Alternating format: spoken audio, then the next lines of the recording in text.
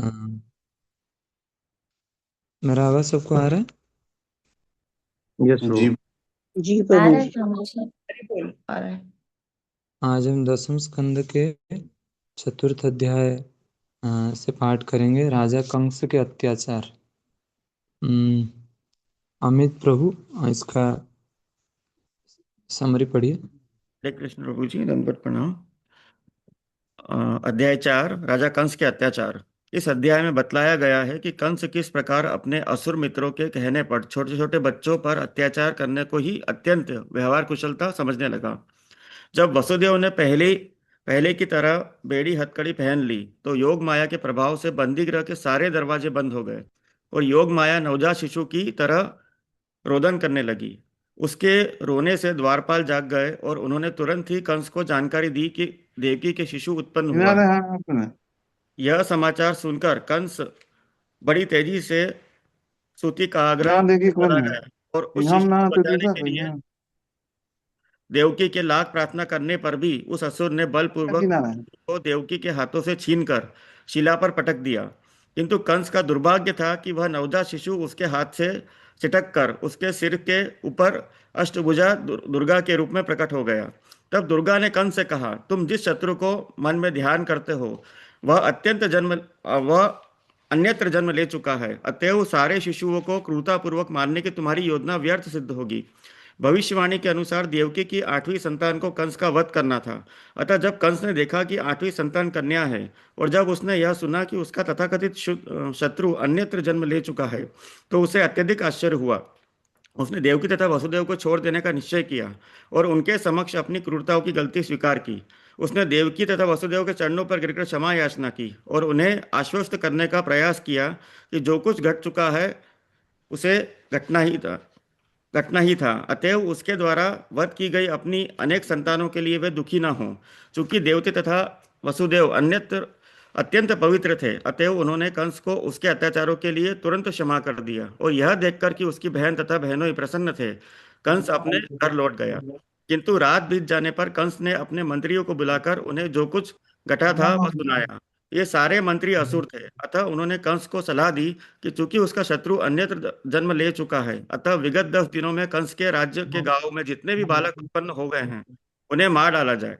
यद्यपि देवतागण कंस से सदैव भयभीत रहते हैं, किंतु उनके साथ नरमी नहीं बरतनी चाहिए, क्योंकि आखिरकार वे तो शत्रु ही हैं। अतः कंस को चाहिए कि वह उनका समूल विनाश करने का भरसक प्रयत्न करे। उन असुर मंत्रियों ने यह भी सलाह दी कि कंस को चाहिए कि वह श्री विष्णु के प्रति अपनी शत्रुता बनाए रखे, क्योंकि श्री विष्णु ही सारे देवताओं के मूल पुरुष हैं। ब्राह्मण गाय वेद तपस्या सच्चाई इंद्रिय तथा मन का संयम आज्ञाकारिता तथा दया श्री विष्णु के शरीर के विभिन्न अंग हैं, जो ब्रह्मा जी तथा शिव जी समेत सभी देवताओं के स्रोत हैं। अतः मंत्रियों ने सलाह दी कि देवताओं, संत पुरुषों, गायों तथा ब्राह्मणों को ठीक से दंडित किया जाए। अपने असुर मित्र मंत्रीगणों द्वारा इस तरह की कठोर सलाह दिए जाने पर कंस ने उनकी बातों को मान लिया और यही लाभप्रद समझा कि वह ब्राह्मण से ईर्ष्या बनाए रखे। अतः कंस के आदेशानुसार असुरों ने पूरी ब्रजभूमि में अपना अत्याचार शुरू कर दिया। हरे कृष्ण। तो इससे एक शिक्षा मिलती है कि असुर लोग खुद के ही इंद्रिय तृप्ति के लिए क्षमा भी मांगते हैं, और खुद खुद के ही इंद्रिय तृप्ति के लिए अम, दूसरों को राजा भी बनाते हैं, खुद के ही इंद्रिय तृप्ति के लिए खुद भी राजा बन जाते हैं। तो ये असुर होने का एक दावा यह है कि उनके शारीरिक स्तर के विचार बहुत ज्यादा रहता है, उनकी इंद्रिय तृप्ति का विचार मूलतः केंद्र में रहता है। हमेशा उनका ये विचार रहता है कि कैसे मैं इंद्रिय तृप्ति को भोग सकता हूँ ज्यादा से। वही देवकी जो उनकी बहन थी, उनको विवाह करने के बाद वसुदेव के साथ जब कंस रथ को चलाते जा रहे थे, तो बड़े प्रेम के साथ ले जा रहे थे, जैसे ऐसे भाई बहन का रिश्ता कोई जगत में नहीं है। हाँ, कई बार हम दिखाते हैं संसार के दुनिया में, फिर थोड़ा कुछ समय होता है तो रूप दिखता है, असली रूप। तो उसी प्रकार आज पूरा विश्व में सब लोग एक दूसरे को प्रेम नहीं कर रहे हैं, ये काम के काम काम से ही पूरा पूरा जगत जो है बंधा हुआ है अभी। थोड़ा कुछ होता है तो पिता पुत्र के अंदर फाइटिंग हो जाता है, थोड़ा कुछ होता है तो भाई बहन के अंदर फाइटिंग हो जाता है, थोड़ा कुछ होता है तो देश देश के अंदर फाइटिंग हो जाता है। असुरा, असुर शब्द का अर्थ है असुसुर अमन्ते इति असुर, जो शारीरिक चेतना से अधिक सोचते हैं, शरीर को केंद्र में अधिक मात्रा में रखते हैं, इंद्रियों को केंद्र में अधिक मात्रा में रखते हैं, और उसके ठीक उल्टा है भगवान के भक्त। वो हमेशा क्षमाशील रहते हैं, वो हमेशा विनम्र रहते हैं। इसीलिए हमको हमेशा प्रयास करना चाहिए कि इस जीवन में एटलीस्ट भगवान को कैसे हम खुश कर सकें। तो यहाँ पे कंस सारा मंत्रिमंडल को आदेश देता है कि जितने भी बच्चे इस 10 दिन में हुए हैं उन सबको मार दिया जाए। तो अभी हम कंस के अत्याचार देखेंगे और साथ साथ प्रभुपाद जी की तात्पर्य को भी हम पढ़ने का प्रयास करेंगे। श्री शुक उवाच बहिरन्तपुरद्वार सर्वापूर्ववदावृता ततो बालध्वनि श्रुत्वा गृहपाल समुत्थिता। आनंदमयी गोपिका माता जी अनुवाद पढ़िए। हरे कृष्ण गोपी जी दंड प्रणाम। श्री सुखदेव गोस्वामी ने कहा, हे राजा परीक्षित, घर के भीतरी तथा बाहरी दरवाजे पूर्ववत बंद हो गए। तत्पश्चात घर के पहले बालों ने, विशेष रूप से द्वारपालों ने नवजात शिशु का क्रंदन सुना और वे अपने विस्तारों से उठ खड़े हुए। हरे कृष्ण। अर्चित अर्चित प्रभु तात्पर्य पढ़िए। अर्चित प्रभु तात्पर्य पढ़िए। हरे कृष्ण गुरु जी। तात्पर्य: इस अध्याय में योग माया के कार्यकलाप प्रत्यक्ष दृष्टिगोचर होते हैं, जिससे देवकी तथा वसुदेव कंस के भ्रमक निशक कार्यों को क्षमा कर देते हैं और कंस पश्चाताप करता हुआ उनके चरणों में पर गिर जा पड़ता है। बंदी गृह के द्वारपाल तथा अन्य लोगों के जगने के पूर्व अनेक घटनाएं घटी। भगवान श्री कृष्ण का जन्म हुआ और वे गोकुल में यशोदा के घर पहुंचा दिए गए। सदरण दरवाजे खुले और फिर बंद हो गए और वासुदेव पुनः लोहे की श्रृंखलाओं में जकड़ गए। किंतु द्वारपाल यह सब नहीं जान पाए। वे तो तब जागे तब जब उन्होंने नवजात शिशु योगमाया को रोते हुए सुना। श्री विश्वनाथ चक्रवर्ती ठाकुर ने कहा है कि ये द्वारपाल कुत्तों के समान थे। रात में कुत्ते सड़कों पर चौकीदार जैसा कार्य करते हैं। यदि एक कुत्ता भौंकता है तो सारे कुत्ते उसके साथ भौंकने लगते हैं। यद्यपि इन कुत्तों को पहरेदार का कार्य करने के लिए कोई नियुक्त नहीं करता, किंतु वे अपने पड़ोस की रक्षा करना अपना कर्तव्य समझते हैं और जो ही कोई अज्ञात व्यक्ति प्रवेश करता है तो वे तुरंत भौंकने लगते हैं। योग माया तथा महामाया दोनों ही अनेक भौतिक कार्यकलाप में काम करती है। प्रकृति क्रियमाणानि गुणे कर्माणि सर्वशः। किंतु यद्यपि पूर्ण पुरुषोत्तम भगवान श्री कृष्ण की शक्ति श्री भगवान के निर्देशानुसार कार्य करती है। मयाध्याशीण प्रकृति श्वेत सच्चराचरम। किंतु कुत्ते सदृश राजनीतिक तथा कूटनीतिक सोचते हैं कि वे ब्रह्म जगत के खतरों से अपने पड़ोस को सुरक्षित रखते हैं। ये माया के कार्य है। किंतु जो भगवान श्री कृष्ण की शरण में चला जाता है वह इस भौतिक जगत के इन कुत्तों तथा कुत्तों जैसे अभिभावकों द्वारा प्रदत्त संरक्षण में से मुक्ति पा लेता है। हरे कृष्ण। तो यहाँ पे भगवान की विभिन्न शक्तियों का वर्णन किया जा रहा है। जैसे कोई व्यक्ति को यदि भगवान की शक्ति के बारे में ही पता चल जाएगा तो भगवान के आश्रय लेना बड़ा सरल हो जाएगा। इसीलिए संबंध तत्व बहुत आवश्यक है। मैं कल कुछ भक्तों के साथ वही चर्चा कर रहा था।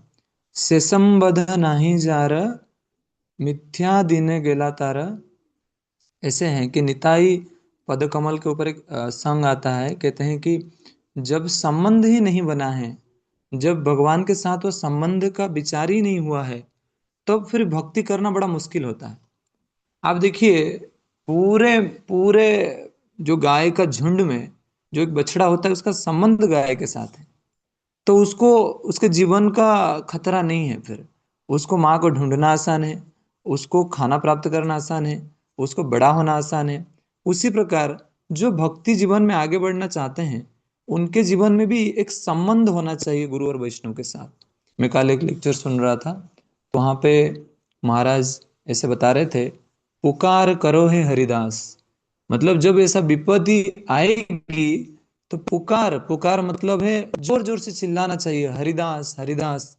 तो हरिदास कौन है? हरिदास है भगवान कृष्ण के भक्त, गुरु। गुरु को हमेशा पुकारना चाहिए। और हमेशा जब हम कुछ पढ़ते हैं तो उसको गुरु साथ में है, या फिर गुरु इस विषय में, गुरु महाराज प्रभुपाद जी इस विषय में कैसे समझाना हमको चाह रहे हैं, उस परिस्थिति के अनुसार हमको समझना चाहिए।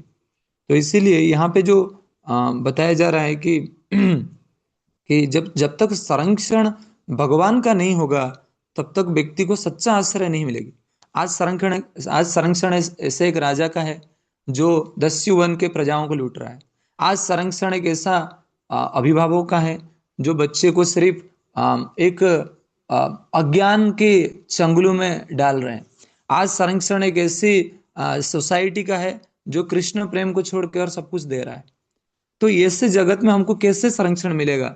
इसलिए श्रील प्रभुपाद जी कहते हैं, भक्तों का आश्रय में, योगमाया के संबंध में संरक्षण लेना बहुत बहुत जरूरी है। इसलिए इस संबंध को समझना बहुत आवश्यक है। खतरा उनके ऊपर है जिनका संबंध नहीं है, खतरा उनके ऊपर है जिनका आश्रय नहीं है, खतरा उनके ऊपर है जिनका समर्पण और भक्ति नहीं है। अभी मैं देवकी के बारे में सोच के थोड़ा चिंतन कर रहा था कि कितना बड़ा, मतलब अद्भुत बात देखिए, इतने बच्चों को मारने के बाद भी देवकी कैसे सहन की।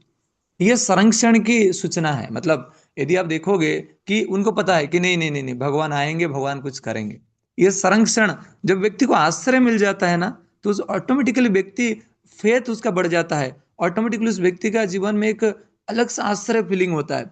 अरे अर्जुन पांडव के साथ जितने सब कुछ हुआ है, उनको क्यों डर नहीं लगा? और फिर कुंती महारानी लास्ट में बताते हैं, भगवान अभी दुख था, आप अच्छे थे, विपद संतुता सस्वत तत्र तत्र जगत गुरु भवतो दर्शनम यस्याद अपुनर्भव दर्शनम।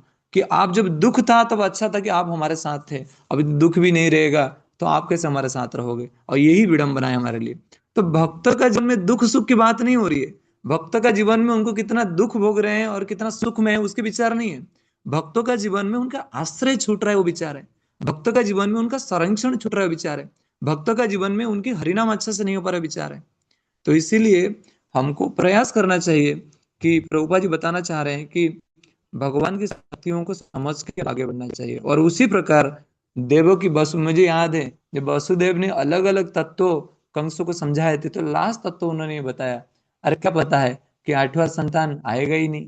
क्या पता है कि आठवां संतान के पहले जितने संतान होंगे मैं सब तुमको दे दूंगा? तो फिर तो लोग हमेशा रेडी रहते हैं भगवान की सेवा करने के लिए। ते तुम तूर्णम तूर्णमुपव्रज्य देवक्या गर्भजन्म तत् अचक्षुर्भोजराजाय यदुद्विग्न प्रतीक्षते। राकेश सिसोदिया प्रभु पढ़िए, राकेश हरे सिसोदिया। कृष्णा। हरे कृष्णा प्रभु जी। तत्पश्चात सारे द्वारपाल जल्दी से भोज वंश के शासक राजा कंस के पास गए और उसे देवकी से शिशु के जन्म लेने का समाचार बतलाया।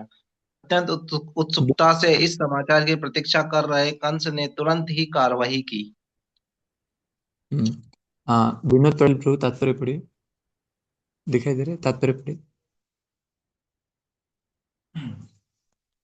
इस भविष्यवाणी के कारण कि देवकी की आठवीं संतान कंस का वध करेगी, कंस अत्यंत उत्सुकतापूर्वक प्रतीक्षा कर रहा था। इस बार वह जागकर प्रतीक्षा कर रहा था। अंत जब द्वारपाल उसके निकट गए तो वह शिशु को मारने को तुरंत उद्यत हुआ। भक्त का जीवन, भक्त का जीवन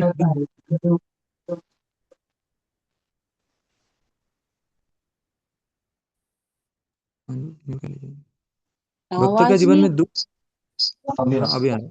भक्तों का जीवन में है परंतु उनका आश्रय नहीं छूटता, इसीलिए वो विचलित भी नहीं होते। परंतु अभक्त का जीवन में सब कुछ अवेलेबल है परंतु आश्रय नहीं है, ये अभक्त का जीवन का सबसे बड़ा बीमारी है। अभी अभक्त जो है, कंस है, बारंबार वो टेंशन ले रहे हैं, अरे अरे 8वां संतान। अभी तक मैं तुम्हें वर्णन सुन रहा था, जब नारद जी का साथ कंस का भेंट हुआ, तब थोड़ा सा हवा हिली, और फिर थोड़ा सा हवा को कंस ऐसे देख रहे थे, रात दिन सुबह शाम, तो उनको ऐसा लग रहा था अभी 8वां संतान आ गया। खाना खा रहे थे, कुछ आवाज आई, 8वां संतान आ गया। ये लोग कुछ भी कर रहे थे, तो विश्वनाथ चक्रवर्ती ठाकुर लिख रहे हैं, देखो असुरों का भी इतना भाग्य है कि वो भले ही भक्त ना हो, परंतु भगवान के विचार असुर भी ज्यादा करते हैं, परंतु उनकी जो गति है, उनकी गति सदगति है। सदगति नहीं होगी, क्योंकि वो प्रतिकूल अवस्था में भगवान की स्मरण कर रहे हैं। सत्तल्पात्तूर्णमुत्थाय कालोऽयम् इति विह्वल श्रुतिग्रहमागतूर्णं प्रक्षालं मुक्तमूर्धना मूर्धज। इसके प्रभु पढ़िए अनुवाद। कंस तुरंत ही बिस्तर से यह सोचते हुए उठ खड़ा हुआ, यह रहा काल जिसने मेरा वध करने के लिए जन्म लिया है। इस तरह उद्विग्न एवं अपने सिर के बाल बिखराए कंस तुरंत ही उस स्थान पर पहुंचा जहां शिशु ने जन्म लिया था। जाम्बवती माता तत्पढ़िए मोबाइल से।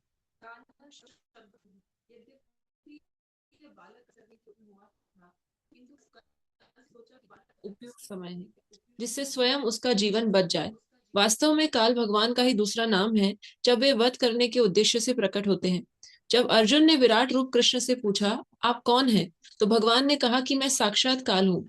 प्रकृति का नियम है कि जब अवांछित रीति से जनसंख्या में वृद्धि होती है तो काल प्रकट होता है, और भगवान की ऐसी व्यवस्था बनती है कि लोग बड़ी संख्या में युद्ध, महामारी, दुर्भिक्ष इत्यादि नाना कारणों से मारे जाते हैं।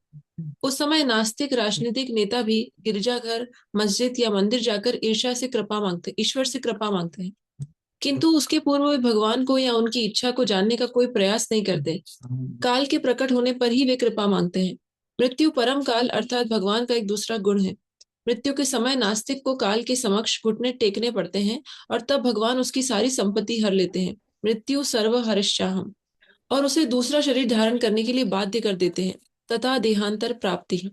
नास्तिक लोग इसे नहीं जानते, और यदि जानते भी हैं तो उपेक्षा करते हैं कि जिससे वे अपना सामान्य जीवन बिता सकें। कृष्ण भावनामृत आंदोलन उन्हें सिखलाने का प्रयास कर रहा है कि भले ही वे कुछ वर्षों तक महान रक्षक या प्रहरी बने रहें, किंतु काल के प्रकट होते ही उन्हें दूसरा शरीर धारण करना होगा। यही प्रकृति का नियम है। इसे न जानने के कारण वे प्रहरी बनकर अपना समय व्यर्थ गवाते हैं और भगवान की कृपा प्राप्त करने का प्रयास नहीं करते। स्पष्ट कहा गया है, अप्राप्य माम निर्वर्तन्ते मृत्यु संसार वर्तमनि। कृष्ण भावनामृत के बिना मनुष्य को जन्म मृत्यु में भटकते रहना पड़ता है, और इसका पता नहीं चल पाता कि अगले जन्म में क्या होगा। इंद्रिय इंद्रिय तृप्ति कोई इसका प्रहरी है, इस घर का प्रहरी है, कोई समाज का प्रहरी है, कोई किसका हरे कृष्ण सभा प्रभु, वॉइस का ब्रेक हो प्रहरी रही है है, हरे कृष्ण। We can't. कोई अरे आवाज अच्छी नहीं आ रही है।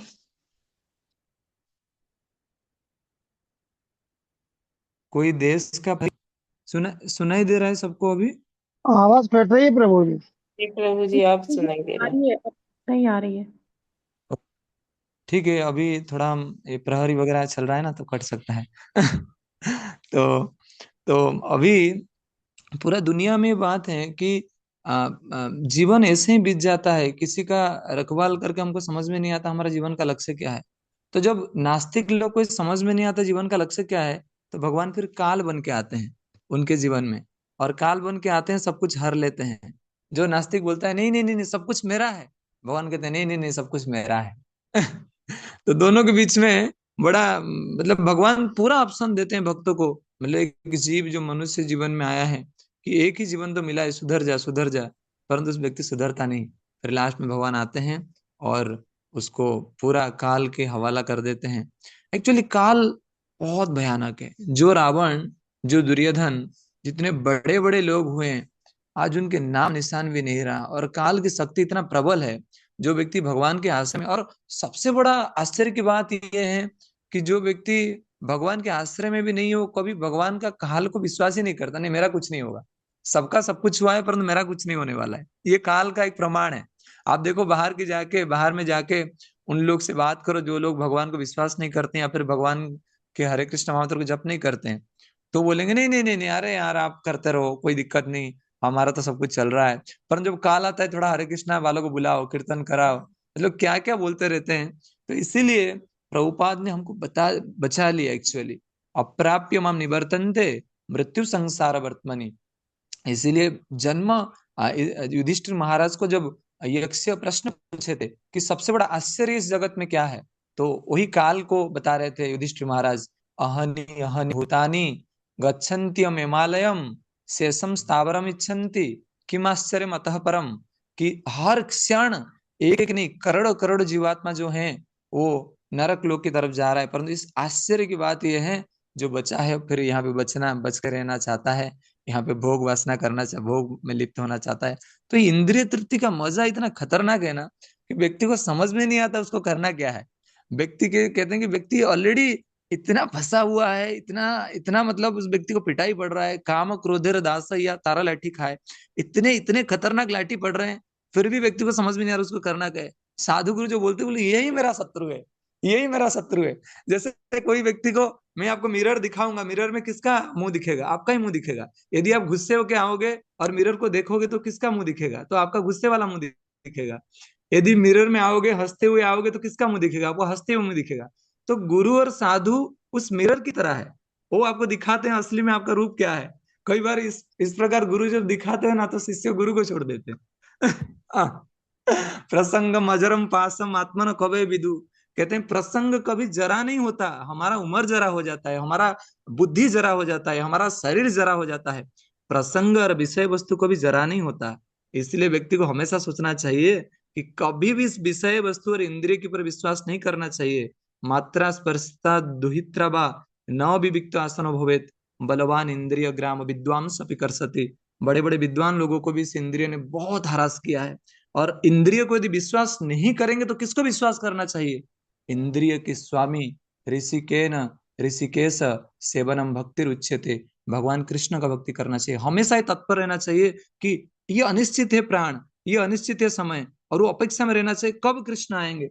मैं कल ये सुन रहा था, अरे क्राइंग एंड प्रेइंग ये दोनों बहुत इंपॉर्टेंट वर्ड है। Crying and praying. क्राइंग मतलब है रोना, प्रेइंग मतलब है प्रार्थना करना। मैं सुना कि कब तक प्रार्थना करना चाहिए, कब तक ये प्रेयर पढ़ना चाहिए?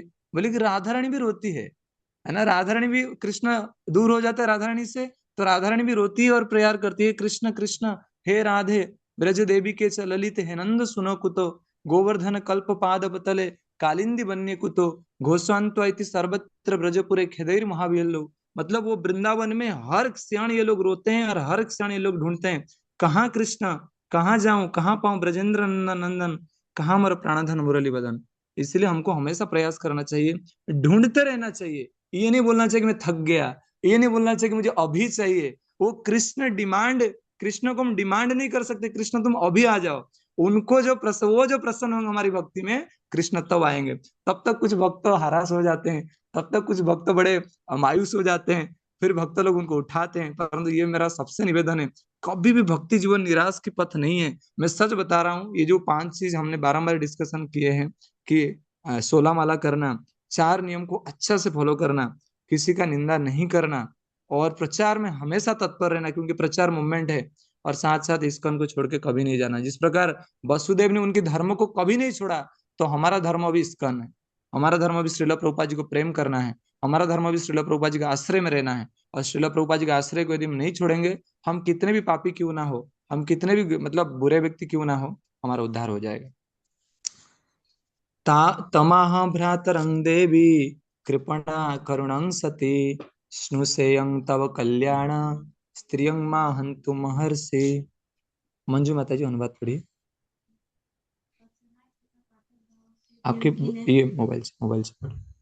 असहाय तथा कातर भाव से देवकी ने कंस से विनती की, मेरे भाई तुम्हारा कल्याण हो, तुम इस बालिका को मत मारो, यह तुम्हारी पुत्र वधु बनेगी, तुम्हें शोभा नहीं देता कि एक कन्या का वध करो। प्रतिभा जी पढ़िए।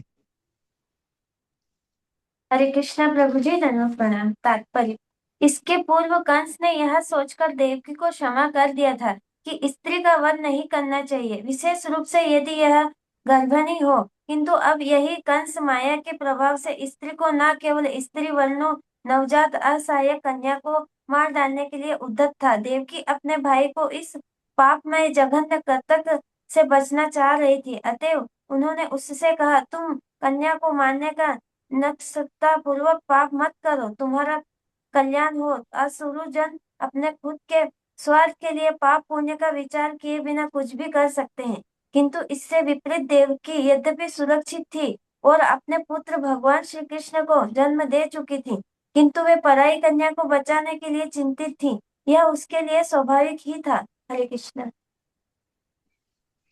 बहवो हिंसिता भ्राता शिशव पावकोमि कोपमा त्वया दैव निसृष्टेन पुत्रिकैका प्रदीयताम्। शोभा माता जी पढ़िए अनुवाद।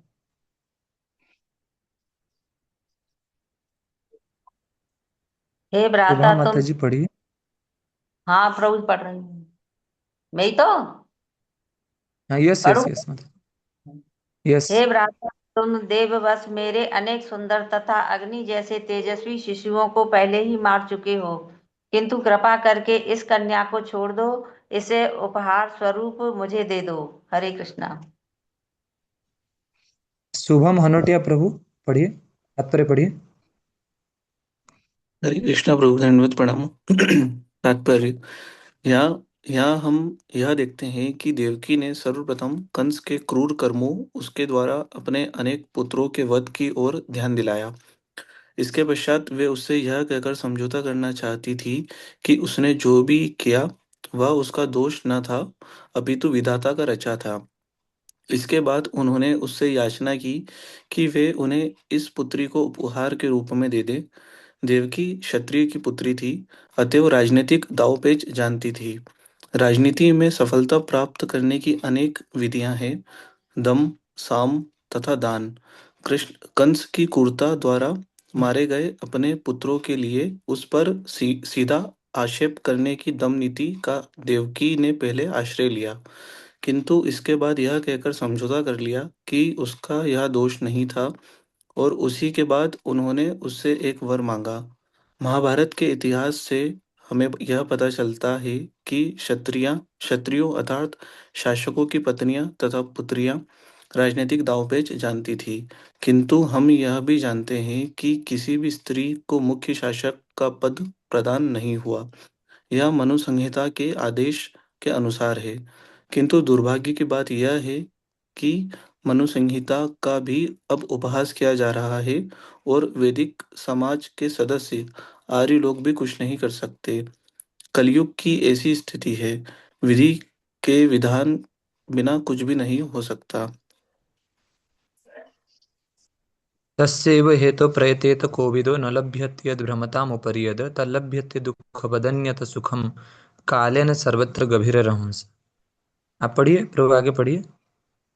देवकी अच्छी तरह जानती थी कि उनके अनेक पुत्रों का वध विधि द्वारा निर्दिष्ट था, अतः कंस को दोषी नहीं ठहराया जा सकता था। कंस को अच्छी शिक्षा देना भी व्यर्थ था। उपदेशो ही मूर्खाणाम प्र, प्रकोपाय न शांतिये। चाणक्य पंडित। मूर्ख व्यक्ति को अच्छा उपदेश देने पर वह अधिकाधिक क्रोध प्रकट करता है।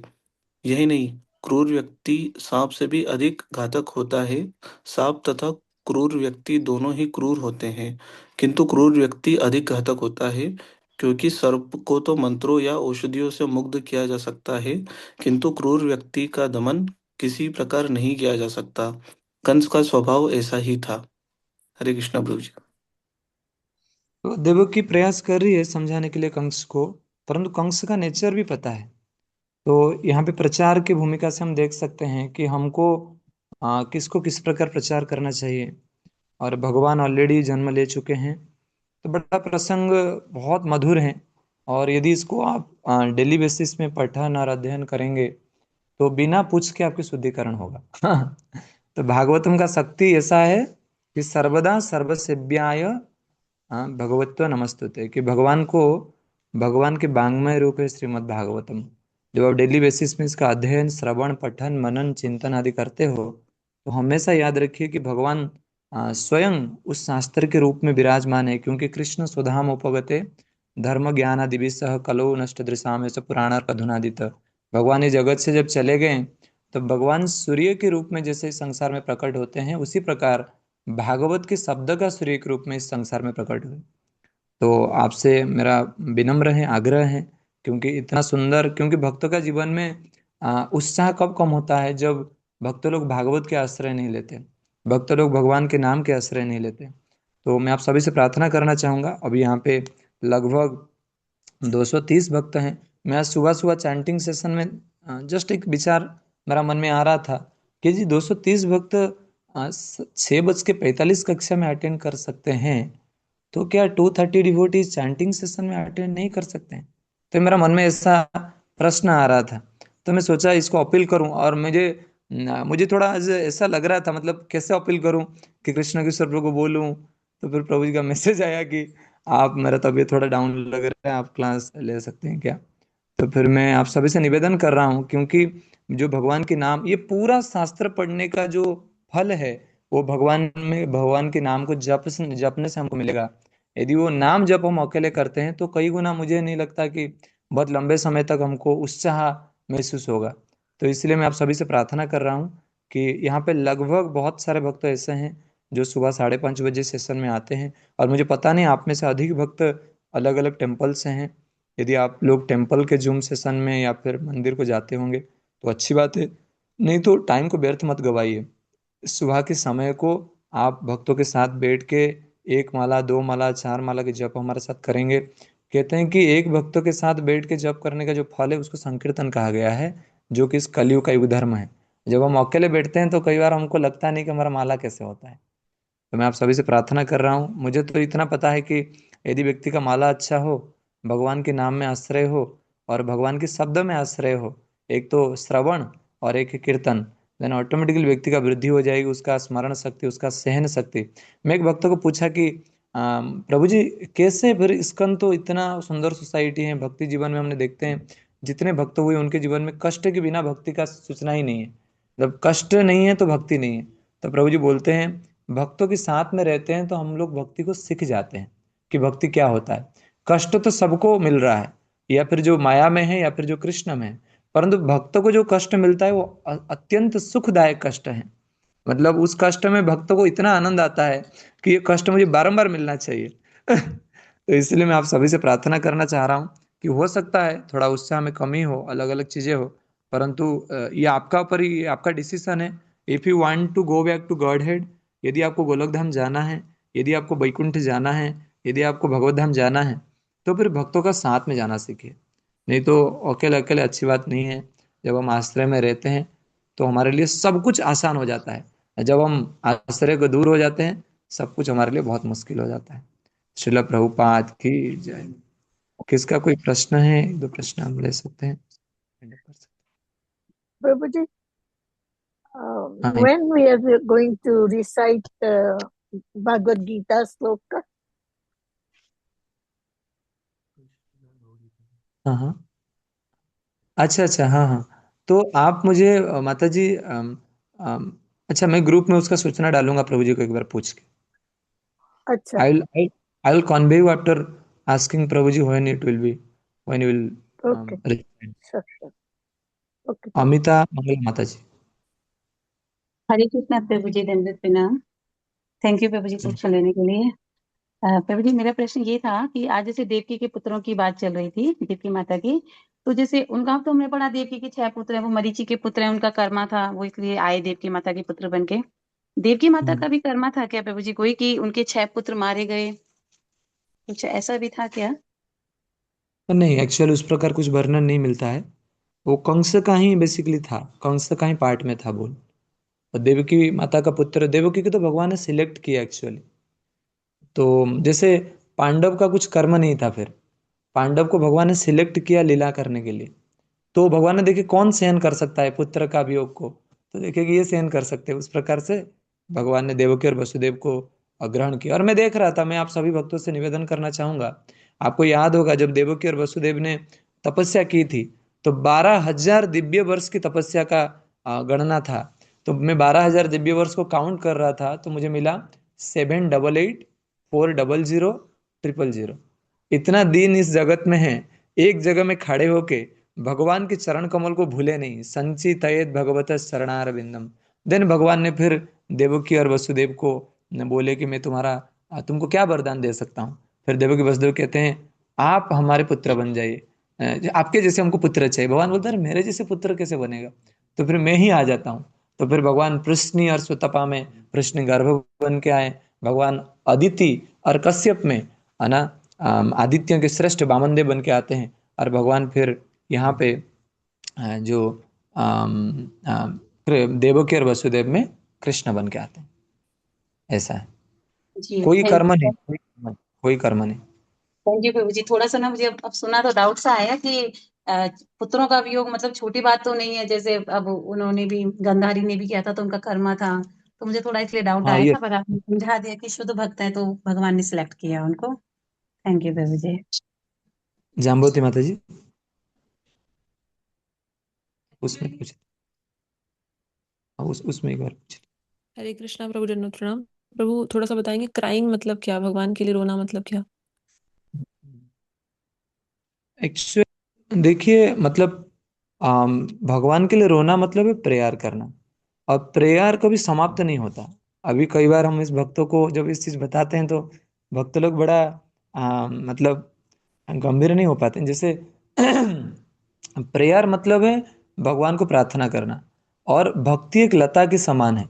तो लता तो कोई पेड़ बनेगी नहीं लाइफ में, तो लता को तो हमेशा सहारे की आवश्यकता है, लता को तो हमेशा आश्रय की आवश्यकता है। तो उसका प्रेयर के बिना और कोई आश्रय ही नहीं है ना। आश्रय करिया भजे कृष्ण तारे नाही त्यजे, आरस सबे मरे कारण।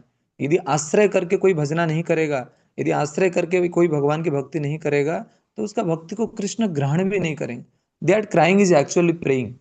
हाँ, जब हम प्रार्थना करते हैं तो ऑटोमेटिकली वो भावना हमारा अंदर में आता है, प्रभु इतने सब कुछ मुझे मिला है, इतना सब कुछ सुलभता से मुझे मिल गया है, अहो भाग्यम, कि सब कुछ मेरा भाग्य अभी सुलभ हो गया है। भगवान का हरि भक्त का दर्शन हो रहा है, हरि भक्त मतलब भगवान का साहित्य का दर्शन हो रहा है, सब कुछ फैसिलिटीज है। तो फिर विनम्रता क्यों नहीं आ पाती है? क्या ऐसा समस्या है? तो मैंने देखा समस्या कहाँ है, झुकने में समस्या होती है हमको। तो फिर मैंने डिवोटीज से प्रार्थना की कि एटलीस्ट 5 से 10 भक्तों को डेली प्रणाम करो। कि प्रणाम की विधि हमारा खत्म हो गया। अभी ना पत्नी पति को प्रणाम करते हैं, नहीं करते हैं, बच्चे पिता माता को प्रणाम करते हैं, नहीं करते हैं, भक्त लोग ऐसे करते हैं, हरे कृष्ण प्रभु।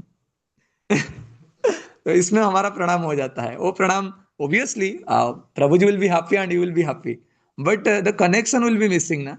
और फिर प्रेयर आएगी नहीं, फिर हमारे जीवन में वो भाव आएगी नहीं, तो फिर हमको वो दिन कभी हमको हमारे जीवन में आएगा नहीं जो माधवेंद्र पुरी ने अनुभव किया जो भगवान के लिए। वो दिन कभी नहीं आएगा जो प्रभुपाद ने अनुभव किया। वो दिन कभी नहीं आएगा जो वैष्णव लोग अभी अनुभव कर रहे हैं। हिज होलिनेस गोपाल कृष्ण गोसाई महाराज को डॉक्टर ने बोला कि महाराज आपको ना 6 बजे उठना है और 8 बजे सो जाना है। बोले कि ये जीवन में तो नहीं हो पाएगा।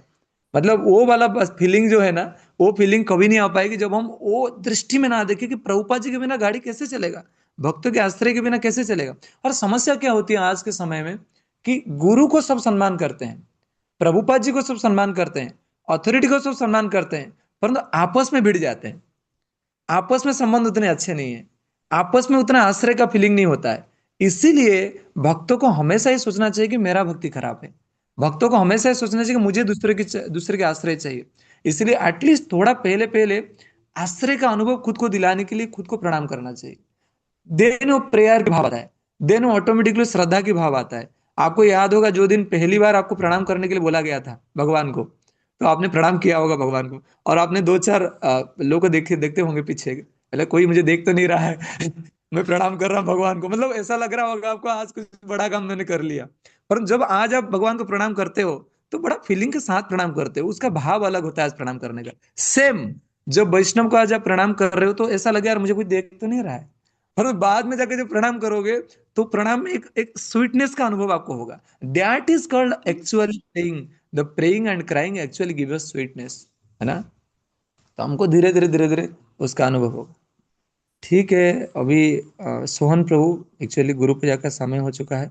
मैं आप सभी से प्रार्थना करना चाहूंगा कि हमारे पूरे आचार्य, पूरा संप्रदाय, ये एक्चुअली गौरवंश महाराज को उनके शिष्य ने पूछे कि गोविंद महाराज बारंबार कहते थे कि cry for Krishna, cry for Krishna, cry for Krishna. तो उनके शिष्य बोले महाराज क्या cry, cry cry cry cry cry क्या क्राई? तो महाराज बोले you can not understand now, when I will leave then you can understand. जब मैं इस जगत से चला जाऊंगा तब आपको समझ में आएगा रोने का मतलब क्या है। अभी भक्त लोग उतना सतर्क नहीं, अभी सब ना, मैं सच बता रहा हूँ, भक्तों के आश्रय में भक्ति क्या बोलते हैं उसको, नहीं नहीं, वो उसको क्या बोलते हैं कि ऑफर मिलता है ना, नहीं वो दो डिस्काउंट में हो जाता है, डिस्काउंट। भक्तों के आश्रय में भक्ति डिस्काउंट में हो जाती है। हमको पता नहीं चलता हमारा माला हो गया, हमको पता नहीं चला हमारा भागवत हो गया, हमको पता नहीं चला हमारे। आपको पता है ये जो तिलक देख रहे हैं, ये तिलक को लगाने में आपको कितना संघर्ष करना पड़ा है मैं बताऊं। एक बॉर्डर पास करके जैसे कोई इंडिया पाकिस्तान को जाता है ना, आपको तिलक लगाने में कितना समस्या हुआ, आपको याद है ये चीज? आपको याद है कंठी माला पहनने में कितना समस्या हुआ था आपको? ये सब भूल गए शायद आप लोग। ये कंठी माला पहनने में आपको कितना समस्या हुआ था, वो चीज भूल गए। और आज वही समस्या वैष्णव के बीच में रह के वैष्णव को समझने में हो रहा है।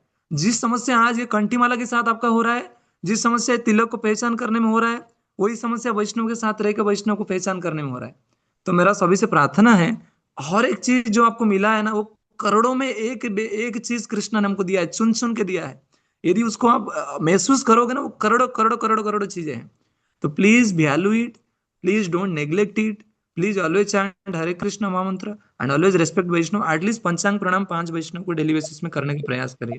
और यदि यहाँ पे कोई माता जी से हैं तो उनके घर में यदि प्रभु जी भक्त नहीं है तो प्रभु जी को प्रणाम कर दीजिए आज से। तो प्रभु जी काल से फिर यदि नाराज भी होंगे तो काल आपको भक्ति मार्ग में सुबह 4 बजे पहले उठा देंगे, तुम उठो पहले भक्ति करो। मैंने ऐसा मेरे पास न्यूज आया, हमने अभी स्टार्ट कर दिया है, तो कुछ भक्तों का भक्ति कर सकते नहीं है। सुबह मुझे लाइट मुझे प्रणाम। आपको देवकी जैसा बनना है, थोड़ा टैक्टिकल बनना है, भक्ति को आगे बढ़ाना है। श्रील प्रभुपाद की जय। और कोई प्रणाम करके मुझे मैसेज भी कर सकते हो। हरे